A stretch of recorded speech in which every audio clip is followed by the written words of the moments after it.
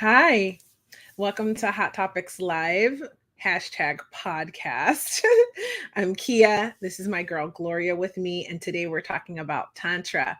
But before we do, I just want to remind you that this is your weekly reminder that you are amazing and that your thoughts create your life and as well as your environment. And these two things are really important for you to live your best, happiest life.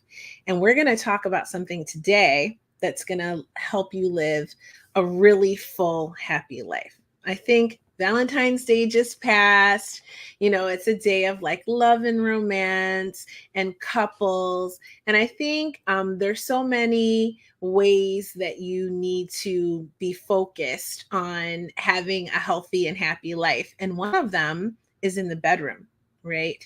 So I Yeah. want to talk about Tantra and I want to talk about healing and the importance of these things and how we can utilize these techniques to live a rich, fulfilling, happy life, satisfied life, and learn more and more. So, Gloria, we've had other Tantra episodes, right? Yes, we did. We did have. But before we continue, Valentine's Day was a day of fire, and now is the maybe are the weeks of the ashes. You don't know what happened. That is true. And it's the ashes. So we'll start diving deep into stuff and learning more. Our other episodes were with Mrs. Love, and Mm. her and erotic wisdom, and so it was interesting because it was a female perspective and learning from her. And now we have a gentleman here, and we get to learn from him Yes. and really go deeper into it. And he has been in this world of healing for so long, like 41 years, doing rebirthing and Tantra. He does retreats, he does teaching and practicing. And so, you know, he knows what he's talking about. And that's what's really, really key. So if you haven't seen the episodes with Mrs. Love, Valentina Leo, then you can go to our Facebook page and scroll back through the episodes or our YouTube channel. Search Hot Topics Live, hashtag podcast, or you can search Hot Topics Live, Kia, or even Gloria. And you'll see one of our episodes will come up, and that's how you can find the channel to subscribe to it. So go check that out, and you can see more on Tantra that way, as well as this episode today is going to be really Yes, exciting. it So, is. Gloria, you recommended this guest. How do you know him? I know him through a friend of mine that he is doing the Tantra festival here in Miami. Mm. And I went with both to Mexico to have a retreat in Yucatan of Tantra. It was my first time introduction of the Tantra life. And my friend Carolina and her partner, they said we wanna do the Tantra festival in Miami, and they was with that mission. And in that mission, they found the guest that we have today. And because I helped them to promote him to come to Miami, he couldn't because he had something that he couldn't come. So, but anyway, I interviewed him. I said, "Well, I don't care. Well, I care if he don't come, but I don't care if he don't come. But I want to introduce him. I want to interview him in Spanish. So we do a tantra show in Spanish with him, and he was amazed.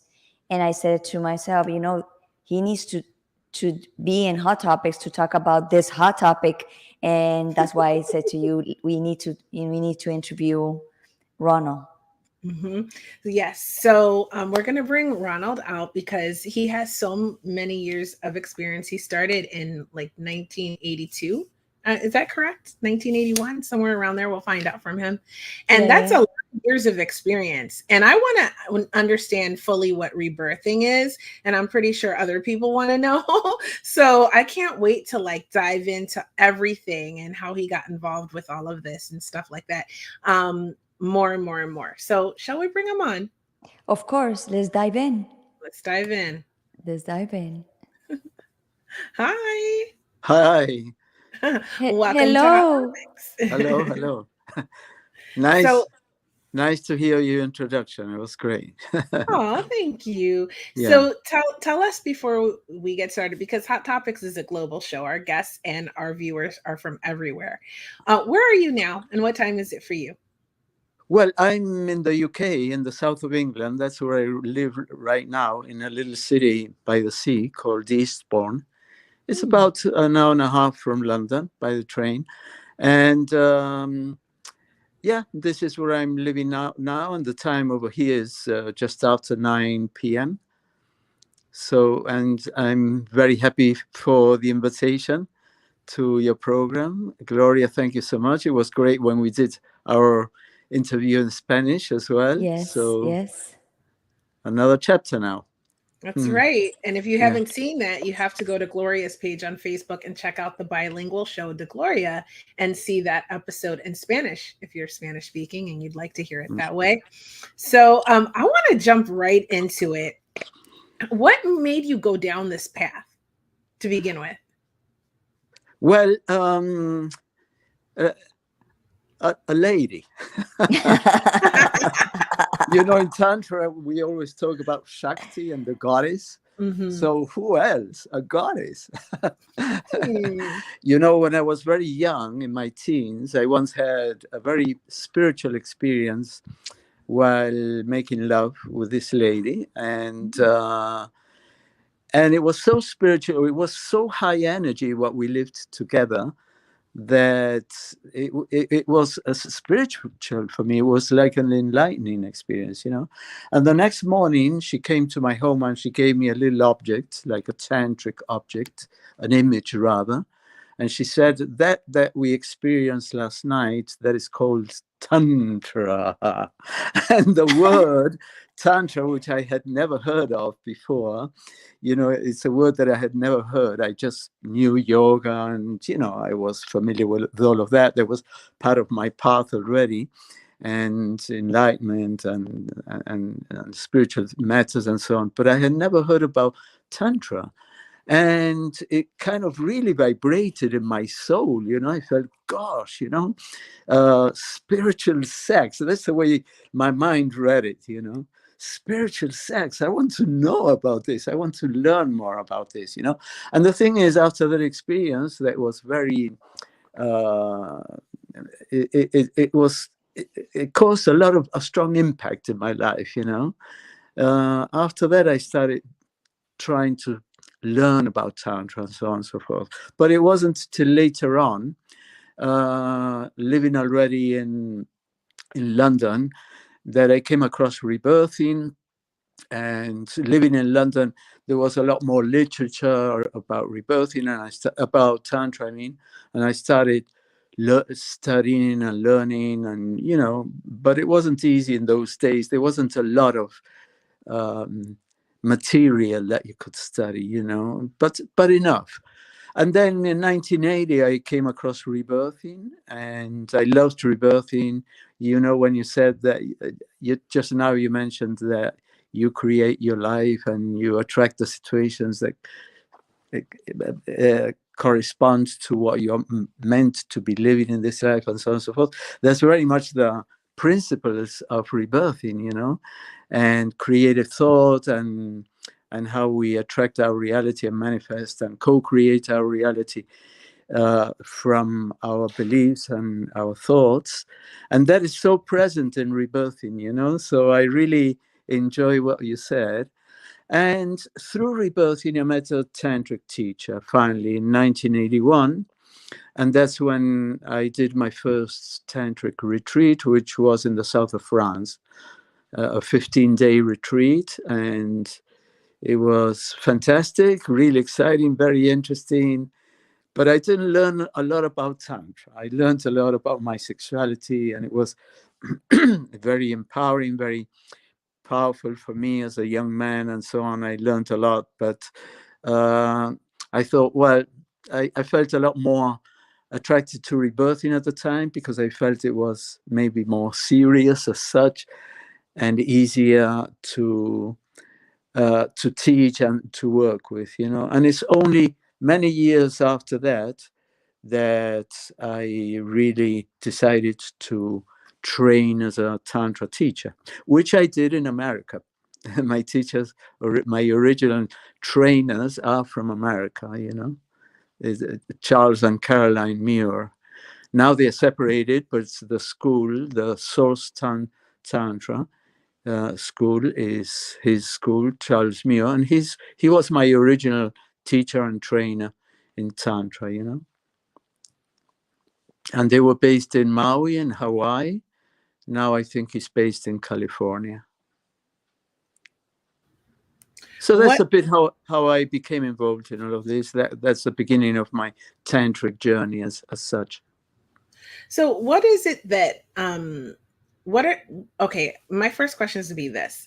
You went to a retreat for the first time and you didn't really learn there, is what you were saying. But what was that experience like for you? What was it like being at a Tantra retreat for the first time as a young man? It was great. I loved it. It was very going beyond limits, you know, but it was very powerful. And so I say it was a mixture of a lot of body work and, you know, cathartic breathing and dynamic meditations and a lot of nudity even, and so on and so forth. And it was great. It was a great learning experience for me, you know. But I thought, well, okay, I love it as a personal thing.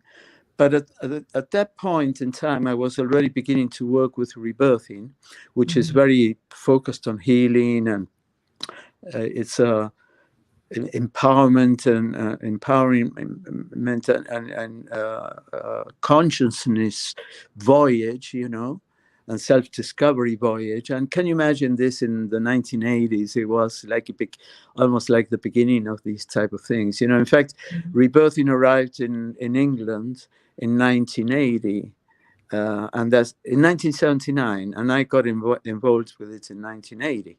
So it was right in the beginning of the rebirthing days in the UK, and therefore in Europe.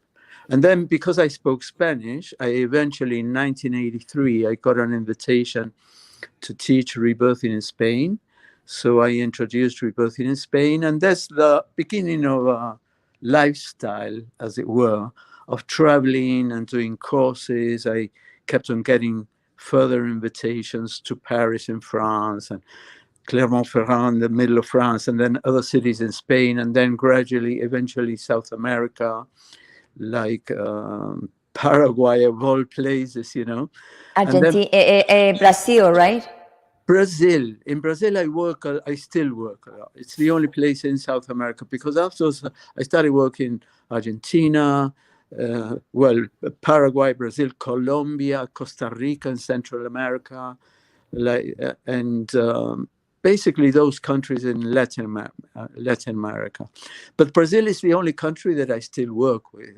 And now I no longer work with rebirthing, because I dedicated, 20 years to work with rebirthing and train a lot of rebirthers as well. So now there are excellent rebirthers and people working with doing breath work of different kinds, in all these countries where I work.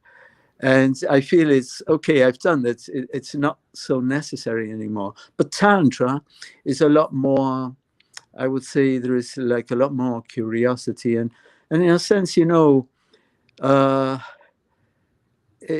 have a feeling always that, when we work on ourselves through self-discovery and self-improvement, and we start, working on our belief system and changing our belief systems and discovering what are the limiting thoughts that we have and the reality that they create and all of that. We start working obviously on relationships, because everything is a relationship. I mean, the relationship with people, the relationship with our clothes, with our car, with our house, as you just bought a house, everything is a relationship. And but one thing is the relationship we might have with inanimate objects, and then obviously our thoughts and beliefs manifest reality there as well. But it's a lot more powerful when we come into a relationship with another person and we co-create realities together. And then the Mm. process that we might go through is a lot more powerful. It's really a lot more powerful, because in a sense we are triggering each other on a daily basis to get in touch with things that are not yet resolved within us, within each other. And in that sense, we are of service of each other. It's like my teacher always used to say, thank you for being the person that activates my unfinished business of all. You're my number one professional button presser, button detonator, and one has to thank the other person. But sometimes when our stuff, as it were, gets activated, we don't like it at the time, and the tendency is normally to blame the other, and we try to fight and try and prove that we are right and the other person is wrong. And the other person does the same when their things get activated. So how to work with all of that, and I think there it's very important to acknowledge, like, that we are co-creating from some part of ourselves that maybe we might not be conscious of it. Which part is that? But maybe it is our job, it is our inner work to discover which are the thoughts and feelings and the beliefs that are still operating there, that are co-creating this situation and getting me in touch with these feelings that are not yet resolved in my life. So it's an opportunity and a relationship above anything else. It's always like an opportunity to work on our stuff, whether we like it or we don't.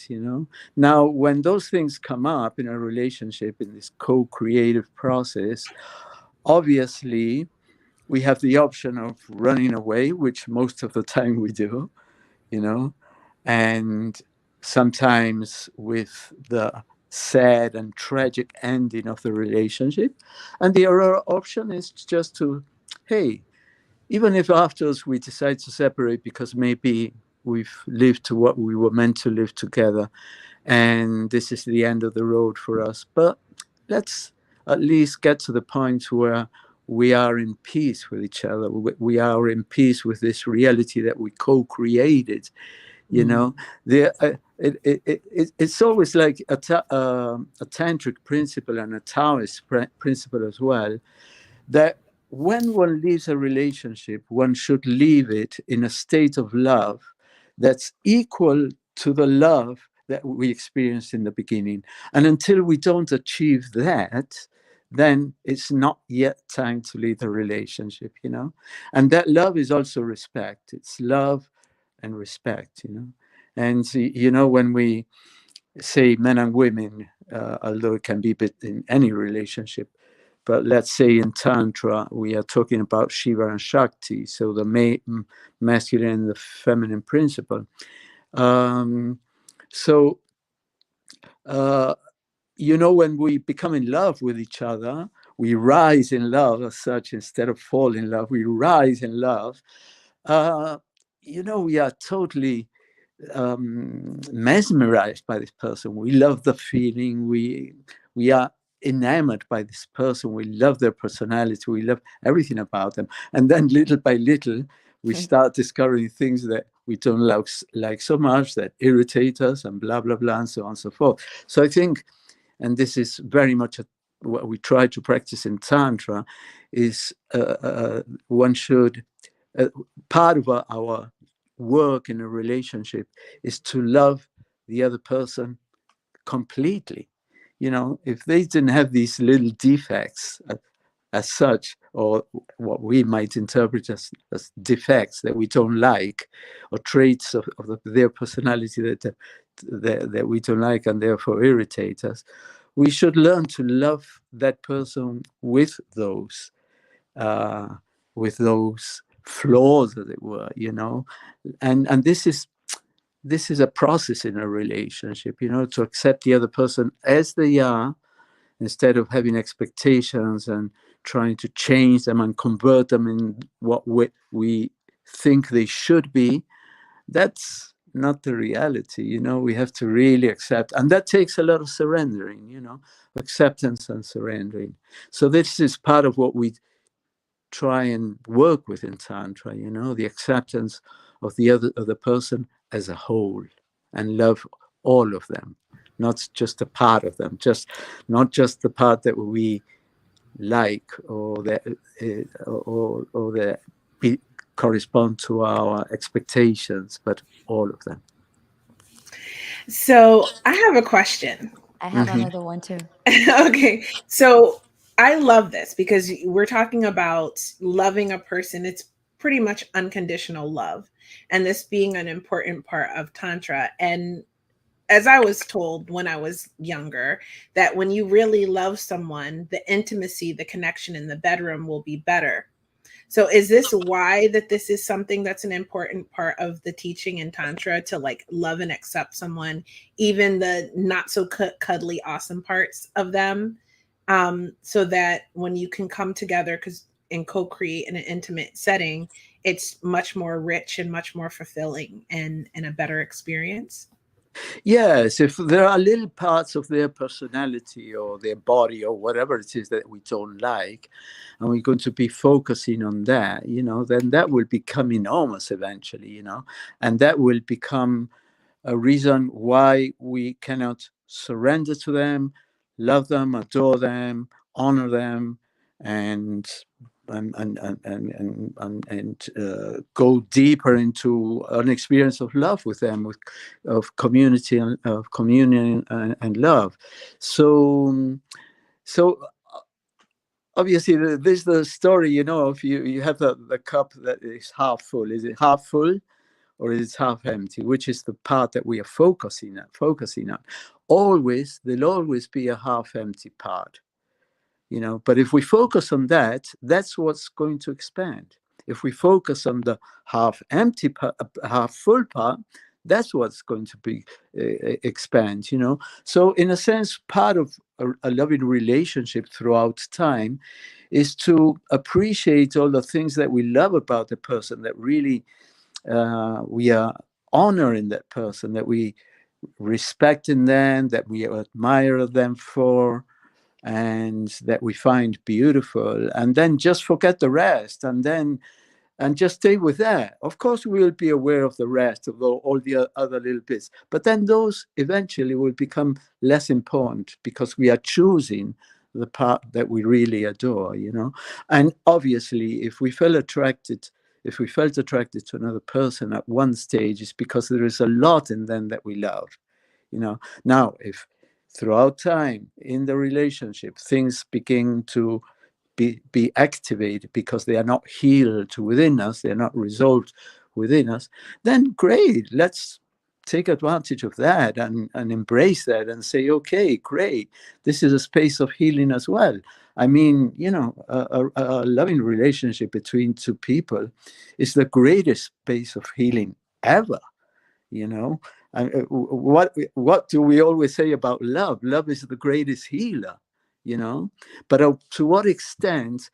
Okay, one thing is knowing that in the mind, but up to what extent we are capable to practice that in the relationship and constantly direct our energy, have a clear intention of magnifying that love, of nurturing it, of making it bigger and stronger and more vibrant and full of light. And then the rest becomes non-important, really, because this is our clear choice.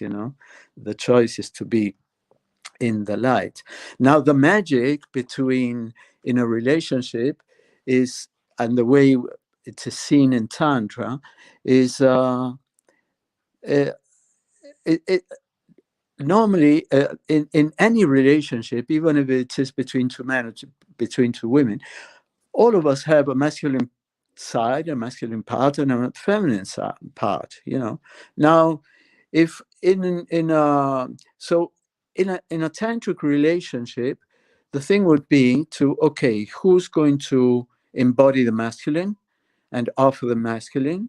Doesn't mean to say that we are denying a feminine side, but while we interact, while we are in intimacy, this will be maybe our intention to, okay, embody. If I recognize as a man that my sexual essence is more masculine than feminine, then maybe I'm going to focus on that and try and cultivate that and empower my masculine side, at least while we are in communion, in the relationship, so that I can offer what I have to offer, what I feel I can, I would love to offer her from my masculine side, so that she can be on her feminine and relax into her goddess. Because if she feels that I'm embodying and offering the masculine, then she can relax into her feminine and embody and offer me the feminine.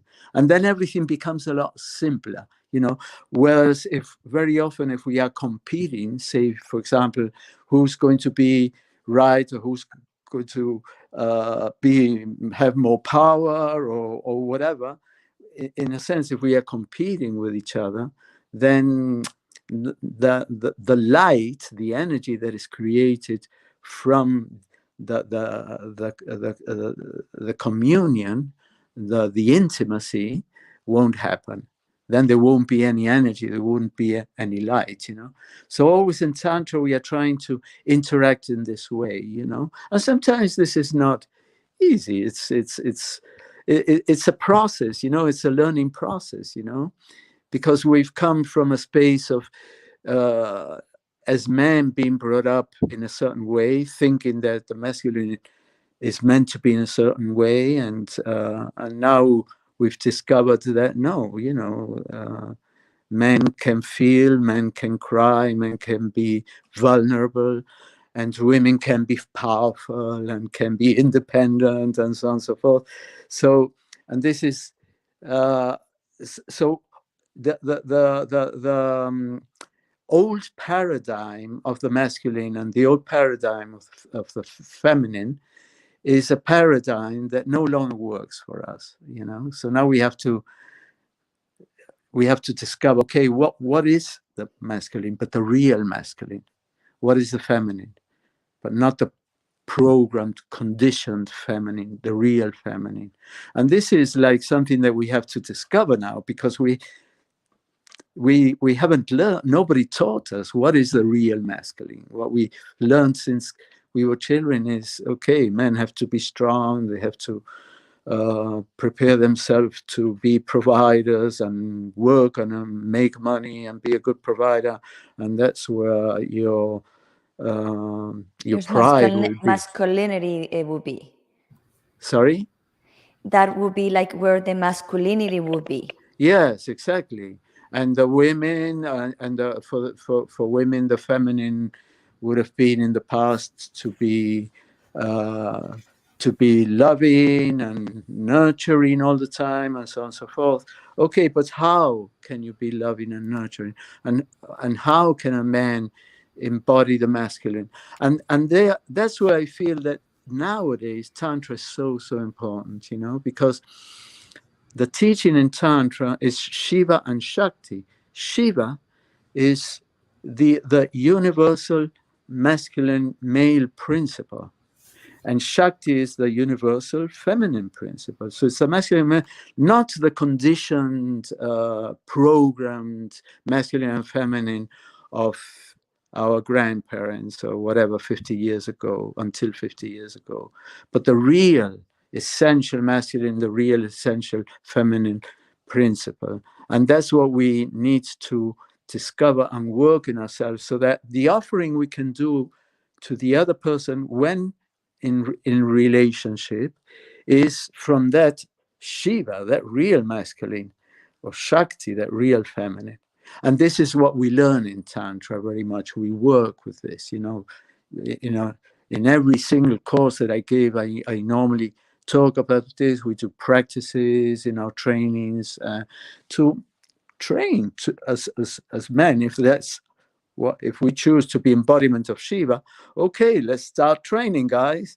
And if women decide to be an embodiment of Shakti, okay, let's start training. And sometimes people are not in a relationship, and nevertheless, they can still train.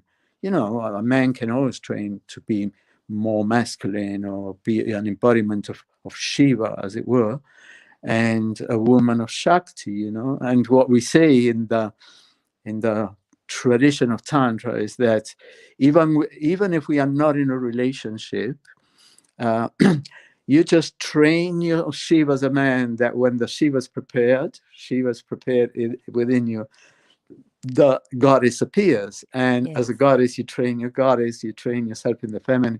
When the goddess is ready, the Shiva appears to further your in your path, your tantric path, as it were, to go further.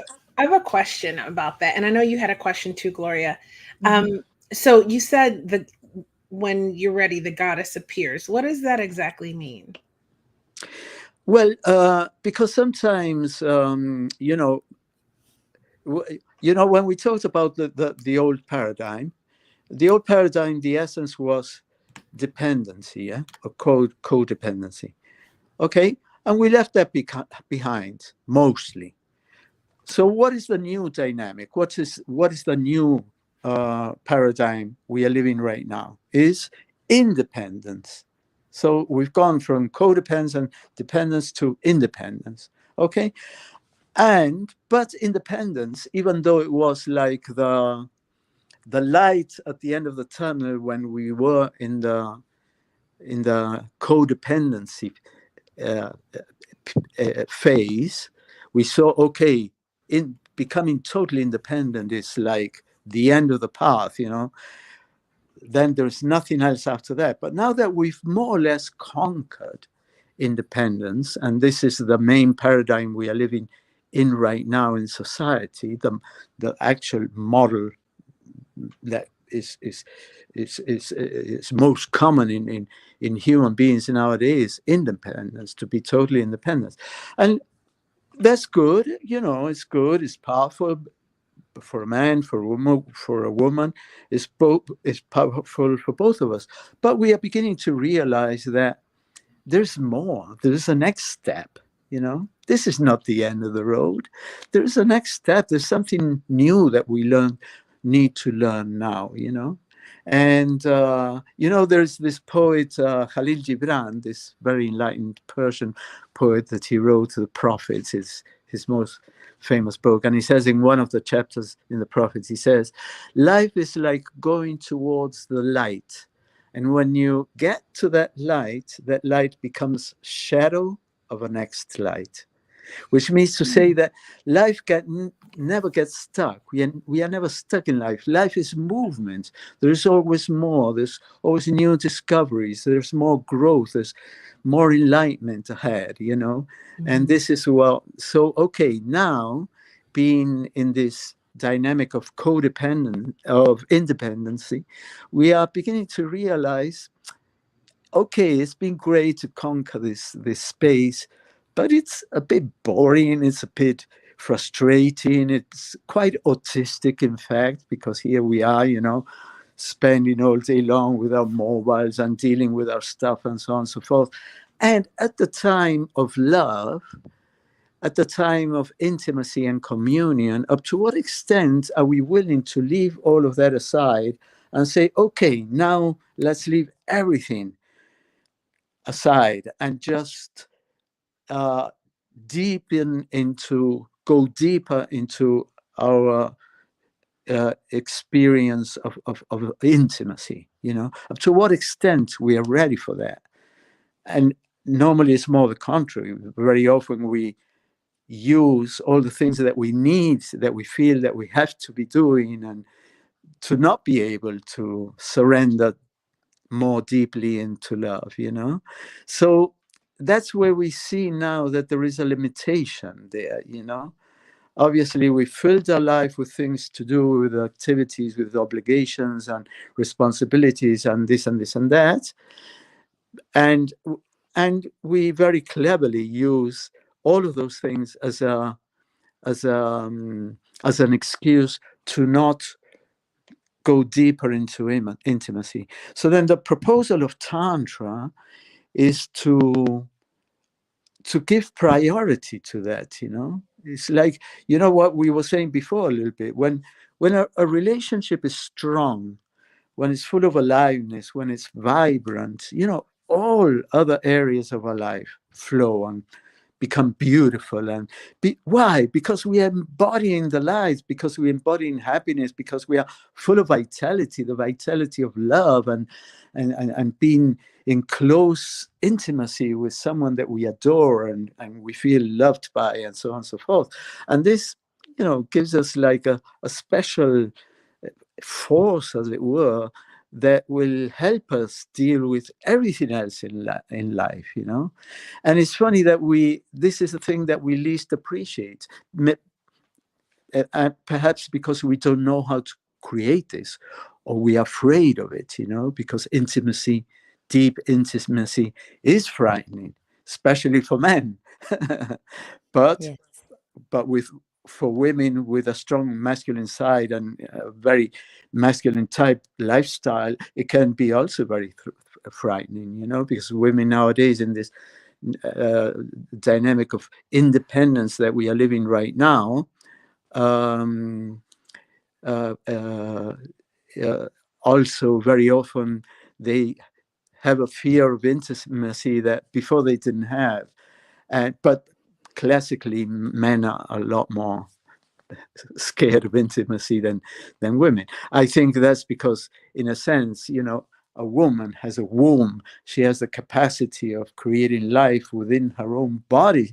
More intimacy than that, it doesn't exist. There is nothing that's more intimate than that. So I think a woman's body already, all her energy is like her essential female qualities are prepared for that intimacy. And I think that's why eventually, when it comes to love, women are a lot more prepared to surrender more deeply into intimacy than men are, than us guys. You know, a man, intimacy is something that is out there, you know, and you come into it and then you withdraw and you go and do your stuff. But it's not embodied within us the way it is embodied in the feminine. So we have a great learning process there, you know. But this is part of the reason why I also feel Tantra is so important, you know, because now, if as men, we are meant to discover and connect with our real essential masculine part, you know, the fear, the lack of fear of intimacy is something that we have to conquer, you know. We have to lose that fear of intimacy and know that all that can happen when we are in the space, in the female space, in profound and deep intimacy, is that we become more empowered, you know. And this is certainly what we try and practice and we learn through Tantra. Yeah. Wow. So I want to go a little bit back of something that you said about the energies. So let's put an example, when a woman have a lot of masculine energy and they need the balance of the feminine energy. So intimacy is the opportunity for that woman to balance that energy with the other person, but the other person also has to know what kind of energy he has also, so both can balance those energies in the intimacy. Yeah, the thing is, very often, for example, if a woman has a very strong masculine side and that's more developed than her feminine side, her tendency very often will be attract a man to create a relationship with that will have a lot of female aspects. So, in a sense, the masculine and the feminine will be reversed, as it were. She might be a stronger a more a more powerful embodiment of the masculine than he, and he will be a fuller embodiment of the feminine than her, you know. And that very often happens nowadays, you know. If you look at couples and so on and so forth, like normally I watch people and I watch relationships a lot. I'm working with people the way I do. You learn to read the relationships like quite quickly, really. And very often it's quite common, you know, that there are relationships where she embodies all the masculine, and she's the one that's serious in the relationship, that knows where they are going, where they're heading to, and so on. And he's all in the light and enjoyment and, you know, the energy. He's more an embodiment of the female than of the masculine. If they are both happy like that, great, carry on. Carry on, perfect. Because what's important in a relationship from the tantric point of view is that somebody has to embody the masculine and offer the masculine. Somebody has to embody the feminine and offer the feminine. If she doesn't embody the feminine, he's going to do it. He'll have to. He'll have to get out of his masculine and offer some of the feminine, because she's not offering that feminine. And it's the same the opposite way. You know, if she feels that her guy is not embodying and offering the masculine, then she'll have to come out of her feminine and embody and offer the masculine more. You know, if they are both happy like that, great. But very often it happens that they are not, you know. Exactly. And Tantra, throughout like the different courses and depending on what we work with and so on and so forth, these things, people that come to my courses, they start getting in touch with these things. It's like, okay, food for thought, right? You start thinking, hey, but I have a feeling that, you know, it's like, and then if they come as couples, which very often they do, then they have an opportunity about talking about that and maybe reaching new agreements and sharing on a deeper level what is the truth of what they are experiencing. Well, I've always gave it for granted that this is the way it is, but I'm not really happy. I would rather, you know, be more of a man, feel more masculine in the relationship, but I have a feeling that there's no space for that because you are always in charge of things and blah blah blah and so on and so forth. And talk about this and discuss and make new agreements and there and then there are different ways that you can work through this, you know, like create specific exercises, and awareness is a big part of it. You know, obviously, very often the first step towards changing something is becoming aware. And if you never were aware that this was a dynamic, or you weren't aware that this wasn't making you was making you unhappy, in fact, then okay, then it's maybe that's why people go to a tantra course, among other things, to become more aware of this and say, okay, look, let's start working on this, because otherwise the inevitable will happen. Eventually I'll be attracted to a guy who's really masculine because I don't find the masculine in you, or he'll become in love with a woman who's a lot more feminine because he can't find this feminine in her, and so on and so forth, which very often happens in relationship, you know. But sometimes if there is a deep spiritual connection between two people and a lot of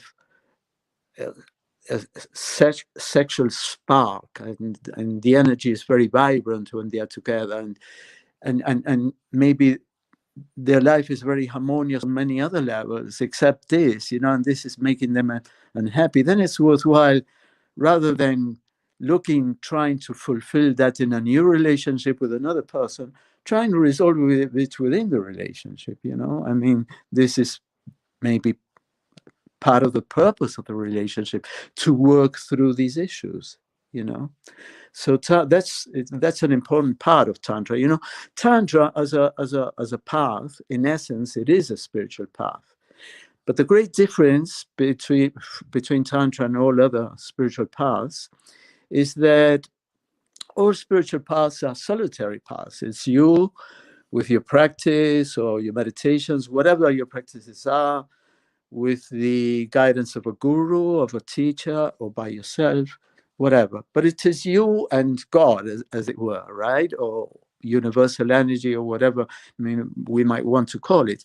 The difference with Tantra is that the deepest level of Tantra is a path in twos, right?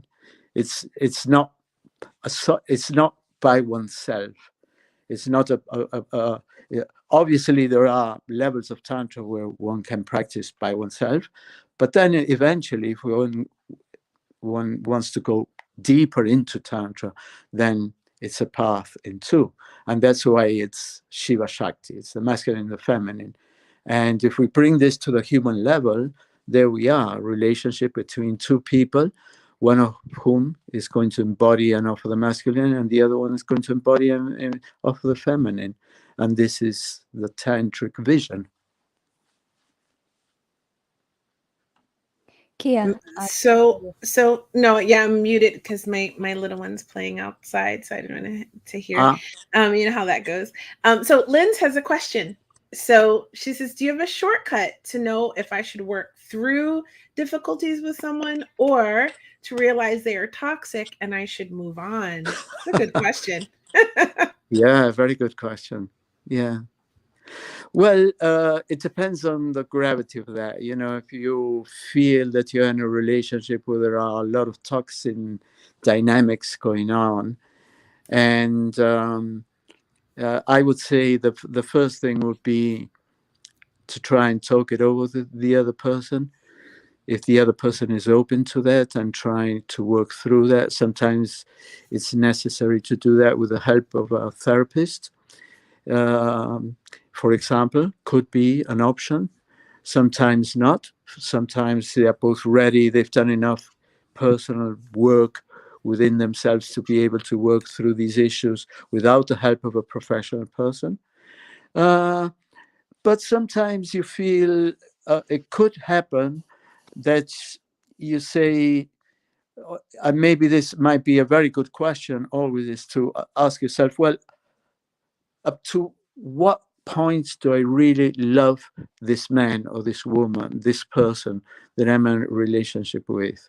Or am I in a relationship because it's a comfortable zone for me, because I feel safe within this thing that we've created together, because it's a very long relationship where we've grown used to being with each other and so forth, in spite of all the ill feelings that are going on and so on and so forth. So sometimes you feel, well, maybe if in using those words, if that relationship is very toxic, then maybe you might want to feel, okay, do I want this level of toxic energy in my life or reality in my life? So I want to continue creating this in my life, or am I ready to move forward into something new? So that is always something like a healthy self-questioning that one should make oneself, you know, say okay, why am I with this person? I always feel from the tantric point of view is if there is enough love and spiritual connection between the two, so that it would be worthwhile to work through all the negative stuff and the toxic stuff or whatever's creating that toxic energy in the relationship, I always feel that that would be a priority, you know, to try and work through things, you know. But sometimes you realize that, you know, it's like sometimes we realize in a relationship that what we were meant to live together was already lived, and now there's nothing more that is particularly strong between us anymore. You know, sometimes when we get together, you know, two people, even though they are separate, but they are connected, and they move forward and grow in a parallel way. Sometimes they move forward, getting closer and closer and closer, and creating more and more connection and intimacy and harmony. And that would be blessed, I would say. And sometimes they meet at a certain point in life where they were really good and positive for each other, but in the degree that they move forward in life and grow and work on their issues, they grow further and further away from each other, you know. And sometimes uh, subconsciously, even sometimes people feel that they don't want to continue working on themselves, because if they do continue working on themselves, eventually they'll separate. And the thought of separating sometimes is so painful and so dramatic, and an event that you feel, okay, I'm going to start repressing myself and not grow so much because I don't want to separate from this person. But even if it were like that, then I think that communication is always the basic, you know. I think the basis of all relationship is communication, you know. Sometimes people think, okay, the basis of a relationship is love. No, grave mistake. Love is the energy, is the feeling, is the space that we felt with another person that motivated, inspired us to create a relationship. But the basis of the relationship won't be love. The love will be the consequence of the relationship.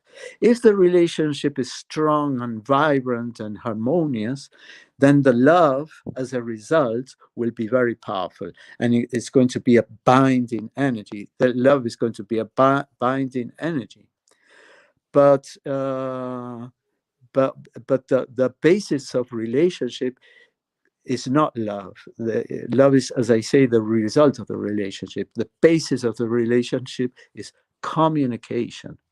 So I think what is very, very important is when issues can come up, if there is a toxic energy, or there's a lot of unhappiness or whatever in the relationship, it's very, very important to communicate, you know, on a serious level, you know, create a magic space. This is what Tantra offers us in immense benefits for this as well, you know, because in Tantra, among other things, we learn a lot about ritual. And we, you know, in order to communicate on a serious, honest, sincere, deep level, we can create a ritual of, okay, look, once a week or whenever we decide on a spontaneous level, we're going to come together and just be intimate. And in whichever way it happens, it could be sexually, it could be just lovingly, it could be listening to a beautiful music, or communicating on a deep soul level, and you know, and sharing the innermost feelings that very often we don't give ourselves the time to share, you know. So I think this would be an important thing, you know, to create a space of deep, constant communication with each other. I'm gonna add something there also. The other person have to want it to do the conversation, the communication, and the growth. Because if one person just grow, is gonna grow apart. Yeah, So you cannot force anybody to love you. You cannot force anybody to grow with you or in the way you're growing. So it gets to a point that eventually, if the other person is not wanting to do anything, eventually you need to make the decision to say, okay, I'm gonna stay here, grow slowly or stuck here, yeah, or I want to keep growing until I find my other part, not my yes, other part, my companion in yeah, life. yes. Mm-hmm. Yes, I agree. I think that, and Tantra is very defined in that way, you know. It's like the Tantra is like a defining definition point, you know. It's like you're going, Tantra like puts you in front of this possibility of a powerful, beautiful, creative, sacred relationship of the eternal masculine and the eternal feminine, Shiva, Shakti. And do you want to embark on this adventure, you know? And Exactly. sometimes you might want to embark on this adventure, but you are in a relationship with another person who, for them, that's unimportant, completely It's too unimportant, much. too much, or because Mm. maybe their energy is a lot more into business and all the rest doesn't matter, or whatever, you know, whatever it might be, but not that this wouldn't be a priority for them. So then, okay, then that's a defining point. Then you would have to ha- feel and go into your deep inside of yourself and feel, okay, is this what I want? And am I ready to accept this, knowing Mm. that this person, it's not his cup of tea, as it were. It's not his cup of tea to go deeper into loving communion with each other. Then you have to make a decision. Do I want this, or do I? For me, being going deeper into loving communion with my partner is vital for me, and I'm not willing to give that up. And then, based on that, you'll have to make a decision. I agree. Yeah, Yes. but Tantra is very defining in that sense. You know, very defining. So if we have, if we've defined, so I identify as a goddess, and I've been telling everyone that for a while. And so, And you look like one as well. You definitely look like one. aw, thanks. So I appreciate you. So if you're embodying this goddess energy, right, and you meet a partner who is embodying their masculine and their Shiva energy, right, and you have worked on your communication, you guys want to embark on this path together, how does this translate? Like when you, in the beginning of the conversation, you said you sort of embarked on this because you had this spiritual experience in the bedroom. How, I guess my question is, how do we have those? It's just Ah, like, right, like how do we get there to where we can have, so I feel like we've got a foundation of a strong relationship full of communication with harmony, right, and growth. And if we have that and we're embodying our masculine and feminine respectively, pick your place where you want to be with that, um and it's working. So for, in my mind, the next step is, so how do I improve intimacy in the bedroom yeah, now that I have this foundation that has me on this path? yeah, yeah.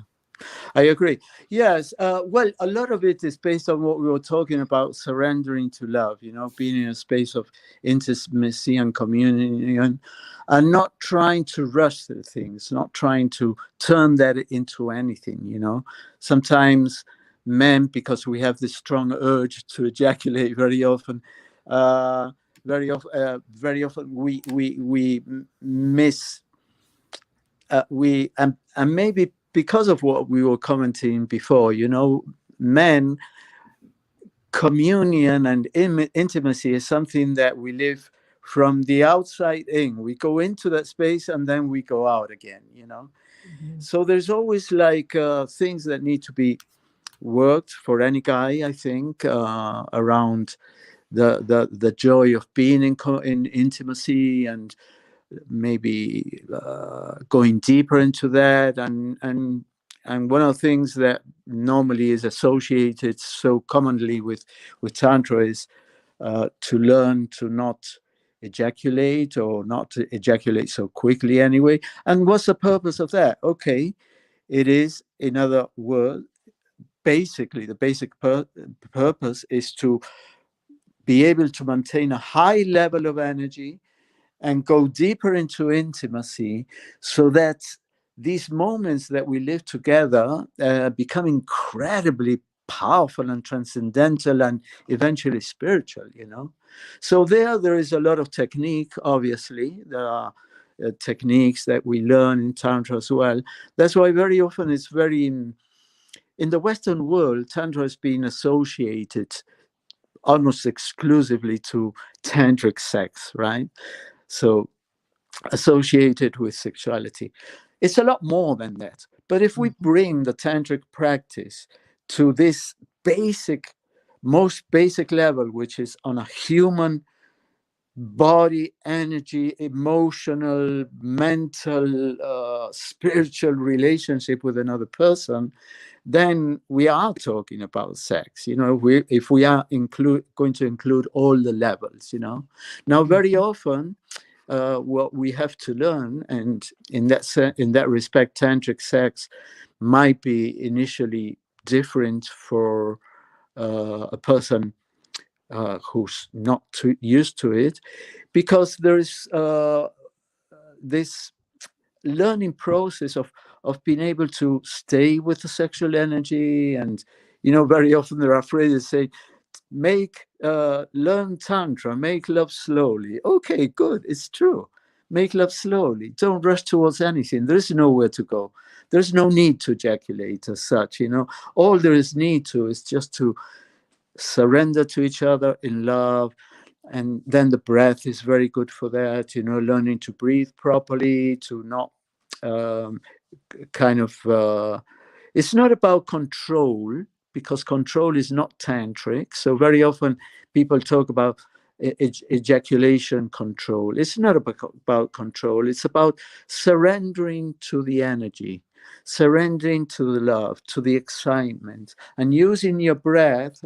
And this is what we developed in Tantra very often, using breath and other techniques to expand the energy throughout the body. So whenever the energy is so strong that a man might be feeling the compelling need to ejaculate, just breathe it into your head, breathe it into your heart, expand it into the whole of your body and beyond. And that's when the what we call the spiritual dimension of Tantra begins to happen. Because this orgasmic energy that is very powerful, but also very dense, very basic as such, we are learning to make it more subtle, to expand it throughout the body, into the mind, to expand our consciousness, open our heart into deeper spaces of love and communion, and eventually connect with the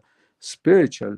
And both women and men, we have to learn to do this, because a woman also might have a program of, okay, I want my guy to come, I want my guy to ejaculate, or Yeah, otherwise for I feel clarification that, oh, if he comes, I know he likes me, because that's exactly. kind of, Exactly, which is a very female feeling, yes. So we both have to change these programs, as it were. Very often a man can have the program that unless he ejaculates at the end, he won't feel fulfilled in his pleasure. And a woman might feel what you just expressed, that if he doesn't come, it means to say that I haven't given him enough pleasure, or he hasn't felt enough pleasure with me. Otherwise, he would have ejaculated. And Right. so we have to change it. And this is like a learning process, So like everything, through practice, one learns how to live this energy in a different way, we learn to expand it. Eventually, both men and women begin to have multiple orgasms. Men can learn to have orgasms without ejaculation, and then not, and then continue, with a vibrant energy and so on and so forth, rather than feeling, okay, I've come now I need to relax. Good night, it's been great, thank you, ma'am. I'm off to sleep, or whatever. Well, and it's a bit extreme what I'm saying. It's not like that So either. in very short words, if you get a man and he practice tantra and he don't ejaculate, you say yes. Because Yeah, yes. Maybe if the temptation comes in, or the thought comes in, gosh, he hasn't ejaculated, or you might, perfect. well, instead of thinking, well, maybe he didn't enjoy it so much with me, instead of Of thinking course. that, think, Yes. wow, he's loved it so much that he decided to keep his energy. Yes. And this is what happens. So very often when we learn to work with these techniques and these keys, and we learn to work with energy and all of this that we're talking about, we begin to feel the difference, in the connection with the person. Maybe the next day you are in your job, doing your work, and he's in his job, and if he hasn't ejaculated, the level of connection, the vibrance, like the intensity of the connection will be a lot different, if he hasn't ejaculated, because the energy will remain there, and the connection will continue. This adoration, this loving the goddess, and won't see the minute that I meet you again tonight, and we can be together tonight or next week or whenever it is, because the energy has stayed vibrant, But now these things have to be done in a progressive way, It's like, because very often one can never be rigid in Tantra, Sometimes, in Tantra, in some traditions of Tantra, it is taught, okay, a man after the age of 40 or whatever should never ejaculate. Or no, it's not like that. If it's just a question of experimentation. If a man is used to, every time he makes love, to ejaculate, okay, maybe 1 out of 5 he will choose not to ejaculate, and see what happens, and see like the different feeling that remains by not ejaculating, what we just taught, the level of connection, and the following day, and so on and so forth, and what she feels in relation to that, and how the energy continues, and so on and so forth. And then eventually the men, already learning the techniques, learns to have orgasms without an ejaculation, little by little connect with the pleasure of that too, and feel that has been total fulfillment. There's nothing else that needs to be lived. This is what it was, and this is perfect the way it is. And then maybe little by little, a man, or both, because both, it's a change of frame of mind, it's a change of consciousness as well, it's a change of ways of living intimacy and energy. They will choose to, okay, maybe out of 5 times, 2 times I won't ejaculate, or eventually it could become, and eventually through experimentation, they will both feel how they want to administer that, And so it's a learning process, like everything, it's a learning process. The beauty about Tantra, and that's why it is a spiritual path in essence, is because the sexual energy, which is the most powerful energy in the body, through an ejaculation, it gets lost. Okay, great. We have what the French call la petite mort, the little death, where we have an experience, a very powerful experience of light, and so on and so forth. And depending how intense it was, it can be more transcendental or less or whatever.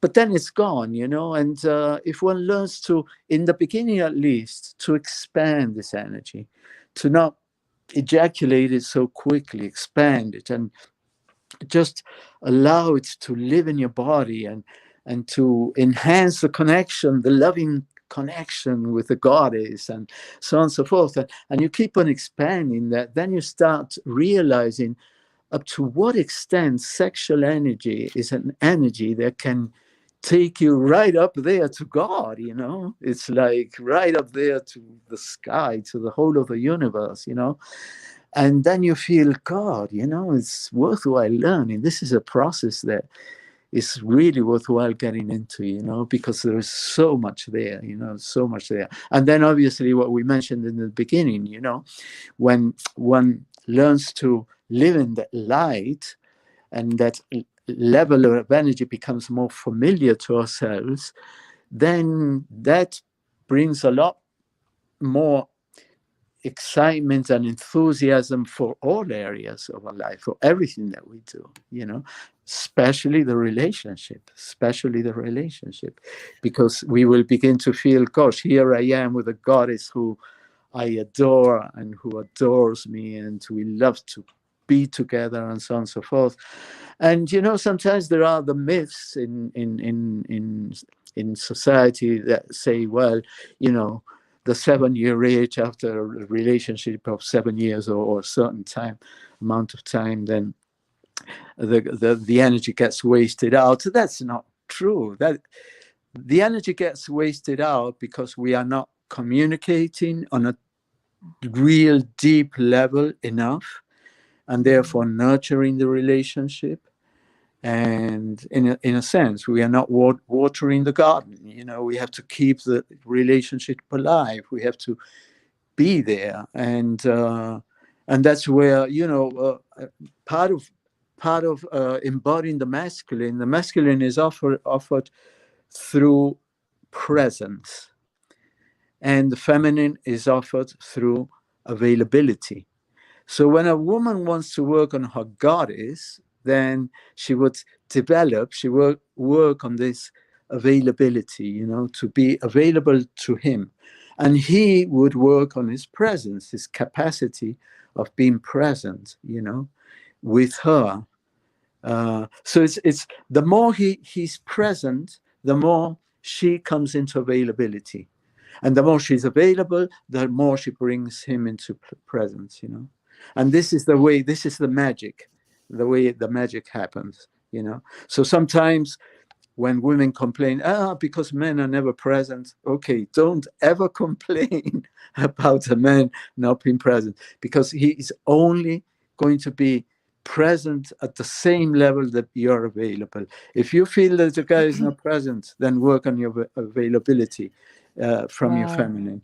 And if a man complains that a woman is not available because she's always with a headache or she's always tired or whatever, then don't complain about she not being available.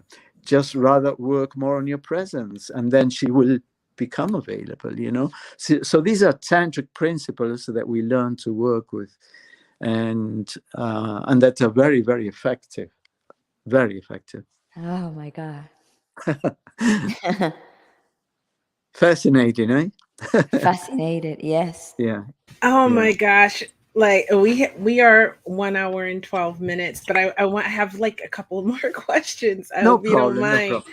Okay, so my second question is going to be about the festivals that you do. But before that, I want to know, you're talking about being present and being available. How does that show up for a woman as in being available, and how does it show up for a man in being present? Yeah. You know, sometimes in modern life, we are overwhelmed with work and responsibilities, and we are tired, and so on and so forth. So, for example, in the example of any guy, you know, maybe you live together, and then the guy is going back home after work, praying that she hasn't yet arrived, because then he has time to himself, because he's so full of things in his head that he needs a time to sit, maybe have a glass of wine or a beer or whatever, turn on the television, the box that, you know, just changing channels, never, just to empty his mind, you know, praying that she's not going to be there, because after having been present throughout his work in all the things that he needs to deal with, now when he gets back home, he has one more job to do, which is being present with her. That's the Oh, way very yes. often it works with the masculine mind, you know. Yes. And then he feels, oh my God, I'm exhausted, you know. It's like I need to be by myself, you know. The last thing I want to be is presence with her, you know. But in Tantra, through Tantra, we learn as men that when we are present with her, with our goddess, she blesses us. Her availability towards us when she feels that we are present is a blessing to the man, because it's like bringing us into the present time. the all comforting and nurturing present time, So this is very often what we miss out when we think or when we interpret that being present with a woman that we love, is going to deplete us even more. It's not. It's going to bring us these blessings, this energy that only she, the meaning of the word Shakti that we use for the goddess is energy. The female essence is energy. And when she went through our presence, we are open and willing to communicate with her, to be with her. All that will happen if we relax into it is that we will receive her Shakti, her blessing, and this is energy. So all of this will just make all of the tiredness disappear and be totally nurtured in that moment. This is what happens. And for the woman is similar, but from the availability. The availability is the availability of the female to be taken into the highest spaces of love. So this is like when a woman works on her goddess, the main thing that she needs to work is on her availability, to always be in touch with your availability to be taken into the highest realms of love. This is what availability means. So it's like, because when one of the things that we study in Tantra is the difference between the essential differences between the masculine and the feminine. And the longing of the feminine, the deepest longing of the feminine is the longing of love. It's like we go back to the capacity that she has of being in intimacy. And, when is a woman totally fulfilled? When she's with a baby and she has a being within herself and she's in plenitude, she's full. The masculine is the masculine is as a type of energy is full, and it needs to empty itself.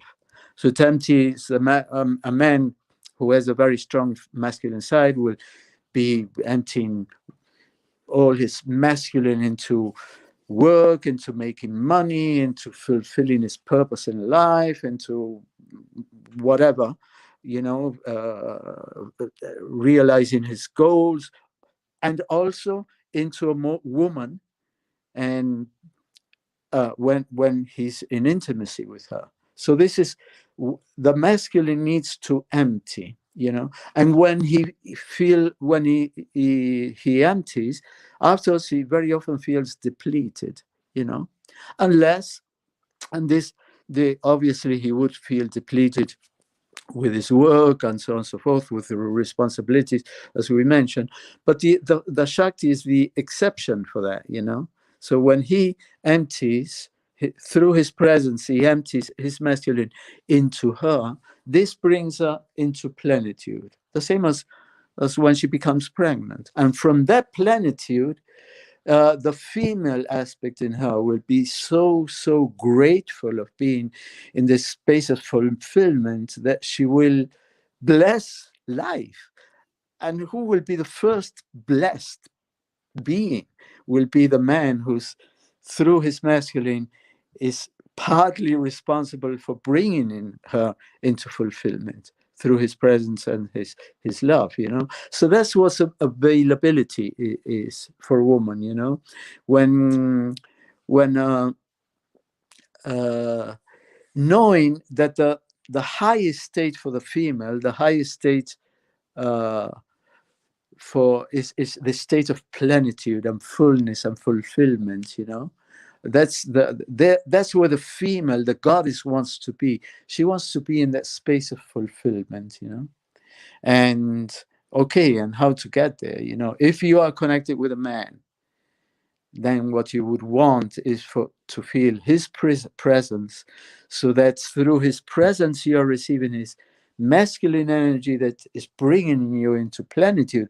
And when you are in this fullness, you are in the goddess who wants to bless the world, bring life to to to the universe, you know.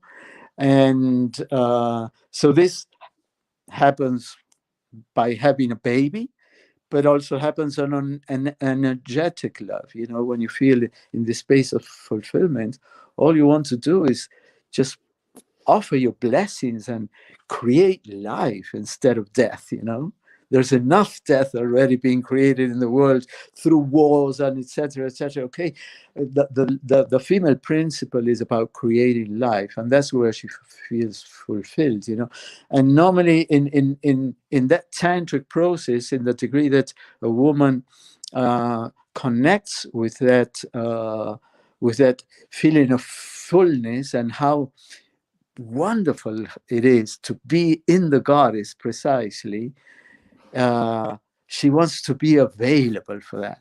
You know, it's like, oh yeah, this is where I want to be. I want to be totally available for that. So that's the availability, you know. A lot of things Amazing. to learn. Yeah. Yeah, but And we're all taking it in and like I marinating this I know. information, I feel like, but it's Yeah. amazing. It's Yeah, really I know. incredible. When I started learning tantra, you know, it's like I mentioned that in my biography. I did the training with Charles and Caroline Muir at the time Hmm. in Maui, which was, well, what a tantric place to be. You know, Maui in Hawaii. Mm. Even the air is tantric there. The energy is very tantric. And afterwards, I did a training with another teacher of mine, which is David Data.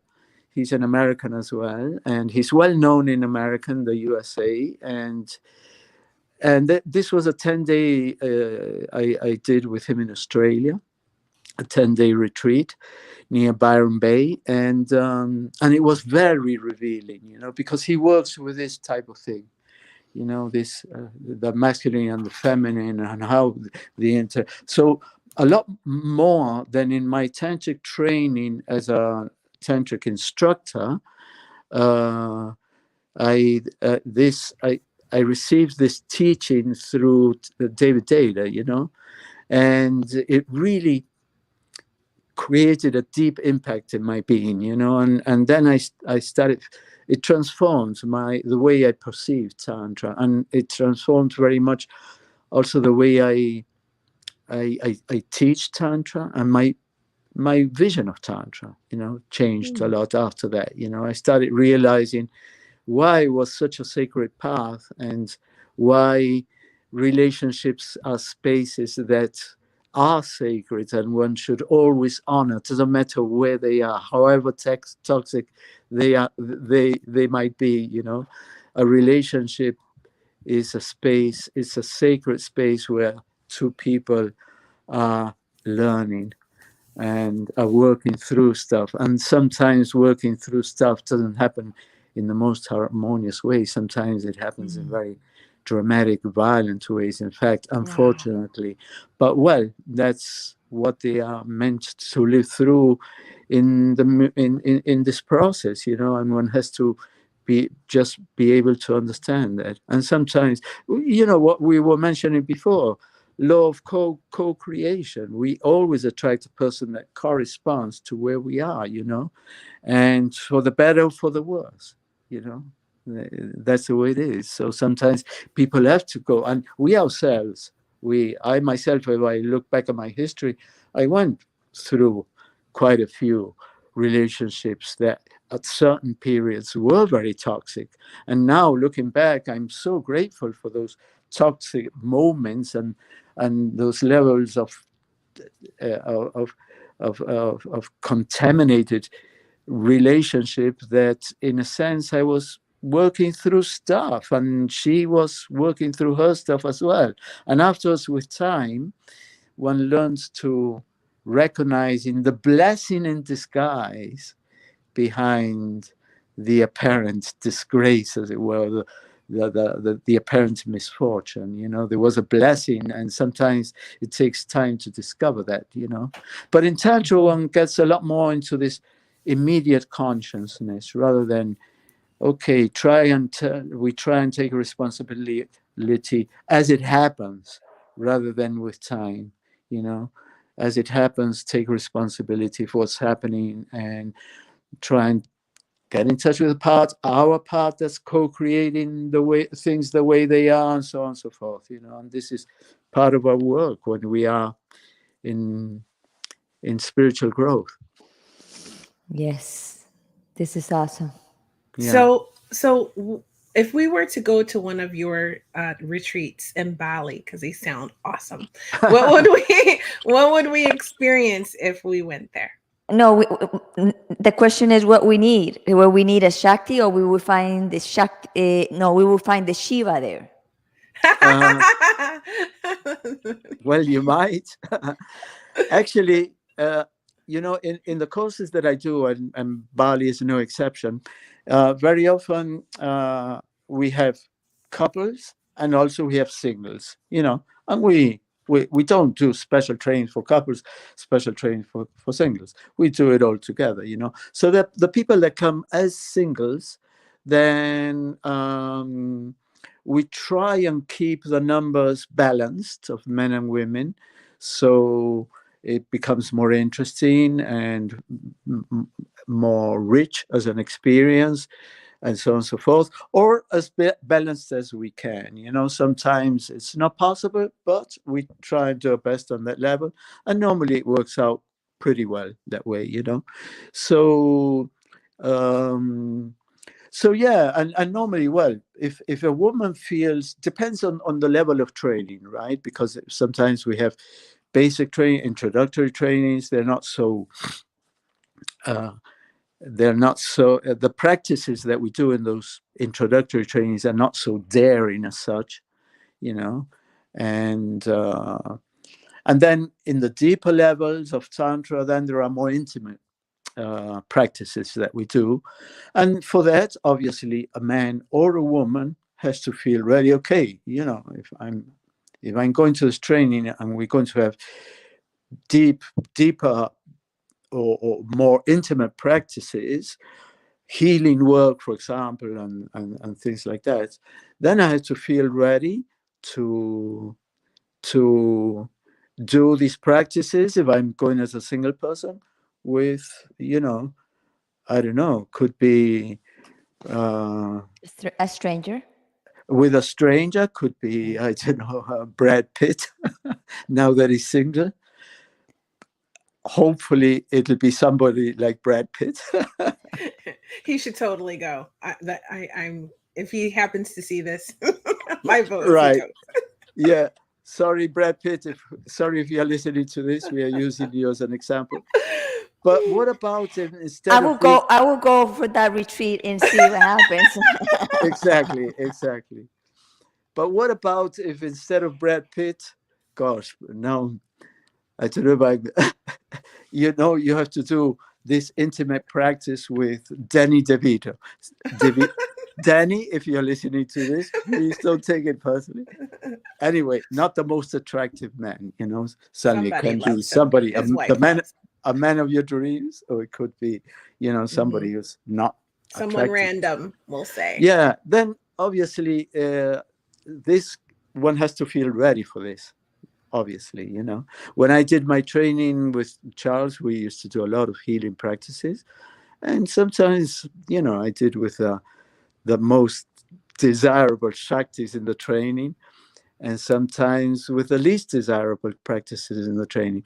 But what we learn to and this is part of a training in Tantra, is we learn to acknowledge that there is a Shakti, there is a goddess in every woman, and there is a Shiva in every man, So it's, again, are we going to look at the defects or the empty part of the bottle, or are we going to acknowledge and then focus on that, and just do the practice with the goddess in her, or the Shiva in him. I And just checked. I just checked the picture of Danny DeVito. I will go out with him, no problem. oh, well, there you See, go, I Danny. told you his wife loves him to death. You know what I mean? I think he's adorable. Lindsay agrees. Oh, great then. So Okay. see, we're all good, Danny DeVito. We're good here. Oh, good, We good. love Well, you. he'll be very happy. He'll be very happy to know that. And I might change my perception of Danny DeVito, because sometimes these things are different when you are, as a man, looking at another man, and or looking at as a woman looking at a man. Yeah. Okay. Yeah. So anyway, this is so for that, sometimes one has to feel ready for that, depending on the level of the course. And otherwise, if a woman or a man, they feel that they're ready for this training, for a treat of this, a deeper, more advanced training, but they don't have a partner to go, or they are not in a relationship, sometimes they gather a partner. When I did and they go with a partner, even though they're not in a relationship, they go as friends, as tantric practice, tantric friends for the purpose of practicing. When I did my first course with Charles, that was in Mexico, I was not in a relationship, and he said that the condition was that I had to go with a person to do the practices together, And eventually, I talked to a friend of mine. She had just come back from India, and she wasn't ready to travel, but it was too tempting to do this. We had been in a sort of a romantic relationship for a while, but we were no longer there. But there was always a fun connection, and we went together, and we had a great time. This was a 2-week training, and we did very amazing practices, and it was great, And we weren't in a relationship, but we had a lot of fun and a lot of healing, And after that was in Mexico. After that, I did the professional training as such, the training as an instructor. That was like a preparation for the training. And the training as an instructor, I did it by myself. That's amazing. You have so much knowledge and experience in the field. It's just incredible to listen to you. We have 1 hour and 32 minutes in, so it's time for us to wrap up the show. This was a big one. I did not have a live last week, so this one was extra long for everybody to make up for it. But I've loved talking to you and listening to you and hearing everything you had to say was such a gift. So I want to thank you for coming and being a guest. Thank you so much. Thank you for the invitation, Kia. And your name is the Korean car named after you, or you after the Korean car? It actually came out after I was born. Okay, so I think it's named after me. And I really, if anyone knows them, I would like my cut. Okay, great. I would like my cut of the prophets. Is your origin a little Oriental as well, or not? No, not at all. Except for according to my DNA, I have oceanic and less than 1% Southeast Asian, which means I think I'm descended from a great Mongol that had a lot of lovers or women that he just took. So I think it was Genghis Khan or someone like that. So that's probably where it comes from, but it's like less than 1% in my DNA. I see. Great. Kia, that's your abbreviation of your name. That's right. That's my nickname, actually. My full name is Zakia, and it's Arabic. It means intelligent. And how is it, the full name? Zakia. Zakia. Good. One of the countries I worked in, once I went to Abu Dhabi to teach rebirthing on 2 occasions, and it was nice going there. It was with the British and American expatriates that Hmm. go live there because they used to work in the petrol platforms and so on and so forth. And then they went and lived with their families, and then they had special schools for the children. This was back in the 80s, 1980, like that, late 1988 or 1986, maybe something like that. And it was really nice to go there. And then Morocco is a country that I introduced to rebirthing, Hmm. and different Arabic country because it's a lot more westernized than Abu Dhabi is, obviously, but very interesting as well. Yeah, It's interesting lovely. because I'm not Middle Eastern at all. And Right. my father was just really obsessed with the culture and Islam and all of that. So Ah, that's how it occurred. My full name, I actually have four names. They're all Arabic. I'm ah, not Arabic or Islamic at all. But right. my father was just sort of into it in the 60s and 70s. So Ah, right. that's what happened. Yeah, he was very into Malcolm X and all of that. So Right. Ah, yes. Yeah. it turned out that way. But Right. I think it's a beautiful culture, beautiful religion, and Yes. I'm very proud of it. I just go by Kia because people seem to have a hard time when you put a Z in Ah, a right. name, especially here in the United Right. States. So you put a Z in it and no one can pronounce it. So it's just easier for everyone Right. to say Kia. So I, that's where we are. I like Zakia. I like I like Zakia. Yeah. Zakia too. Yeah. Well, you can call Absolutely. me Zakia. Like everyone I went to high school with, all of my private school friends still call me Zakia. So you're Okay. Zakia. welcome to do the same thing. Okay. um, Perfect. So again, it has been a distinct pleasure, an absolute Thank you. pleasure to chat with you and hang out with you and get to spend this time with you and learn. I think we all learned so much. I know Linz was feeling it. Thanks for tuning in, Linz. I hope you got a lot out of this. All of our favorite people turned up to support today, Oh, which was lovely. really lovely. And some new faces. So thanks for tuning in and watching. And I just want to say thank you so much for being here. Gloria, do you want to say thank you also? Thank you so much, Ronald. I love that you accept the invitation to come here to Hot Topics, the podcast, because I know you was a great, great, great experience to have you here. So thank you. Thank you so Yeah. much. Thank you both for the invitation. And Uh, maybe if we with time it becomes easier, then we might do a training finally with Hector and Carolina in Yes, Miami, and it will be yes, really nice. Yes. yes, Ooh, of let me course. know. Okay. I Great. can make it to Miami. That would be fun. It's one of my favorite Great. Of places. course. Lindsay, Okay. you gonna Thank you come so too? much. Yeah. Thank you. It's been a real Oh, pleasure. it's been For me such a too. pleasure. I will My put Okay. you in thank the you. green room. If you have time to stay for a proper goodbye, we'll say Yeah. goodbye then. Yeah. But for now, goodbye, and we're gonna wrap up the show. Love. Oh, that Oh was my so God. awesome. That was so Yes. awesome. Hey, girl. Hey, thanks for tuning I learn a in. lot. I learn more. Well, you learn every day, but this time it was a lot of things clear for me. A lot. Right. Oh my gosh, it was the total package. Yes.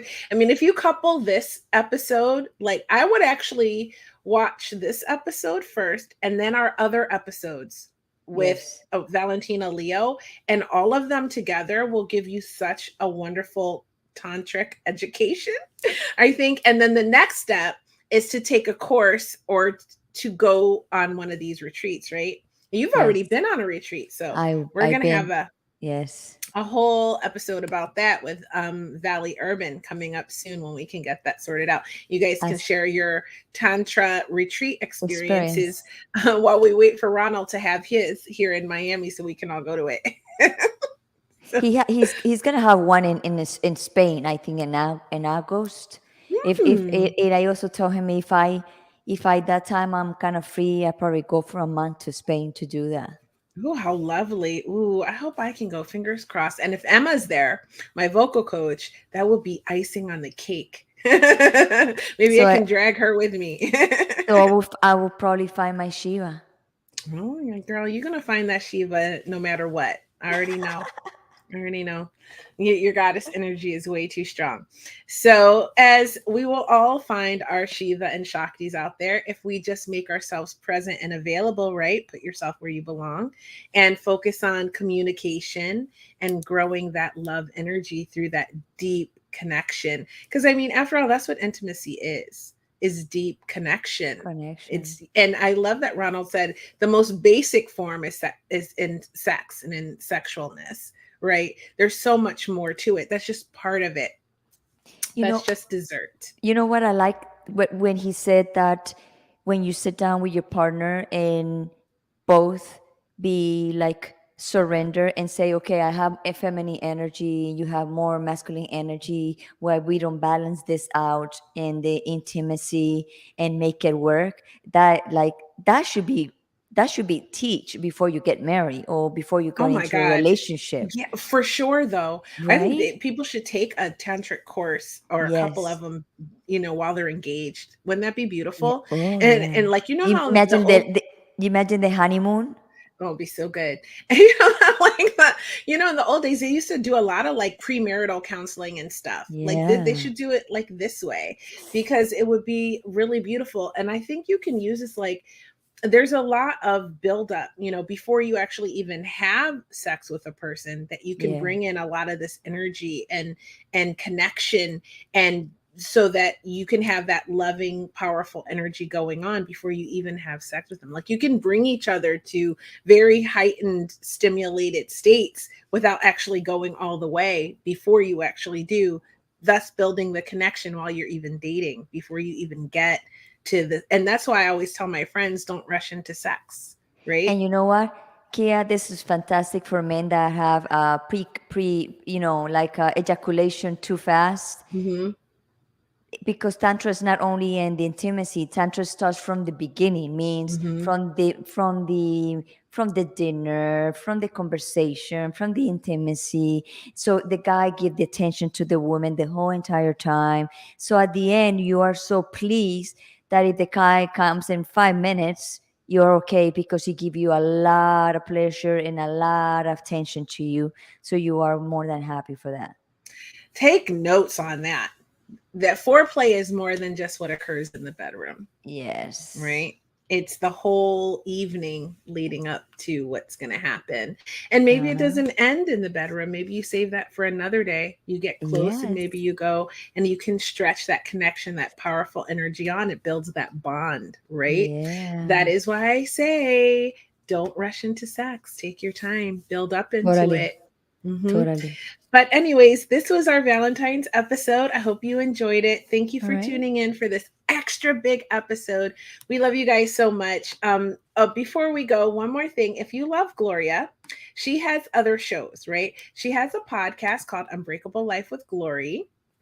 Okay. And she also has the bilingual show to Gloria. So if you're Spanish speaking, you should tune into that on Wednesdays, right? When is, Yes.